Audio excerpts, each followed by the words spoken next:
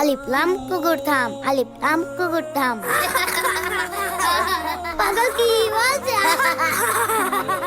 এই তোমরা কি করছো? পড়ো। আলিফ বা তা সা।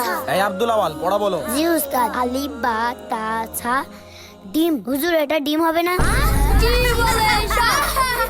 এই তোমরা চুপ করো না। আব্দুল আওয়াল এটা জিম হবে। হুজুর আমি মুখস্থ করি তাও ভুলে যাই, আমি কি করব? আব্দুল আওয়াল তুমি এই কাগজটা রাখো আর এই কাগজের লেখাগুলো পড়ে মুখস্থ করে আসবে। জি উস্তাদ। ঠিক আছে, আজকে তোমাদের ছুটি।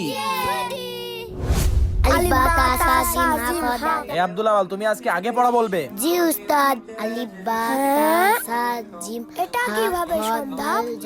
মাশাআল্লাহ আব্দুল আওয়াল অনেক সুন্দর হয়েছে। উস্তাদ কালকে আপনি কি শিখিয়েছেন? আব্দুল আজকে এত সুন্দর পড়া পাচ্ছে। শোনো বাচ্চারা, আমি কালকে আব্দুল আওয়ালকে রব্বি জিদনি ইলমা পড়তে বলেছিলাম, কারণ এগুলো আমাদের নবীর সুন্নাহ।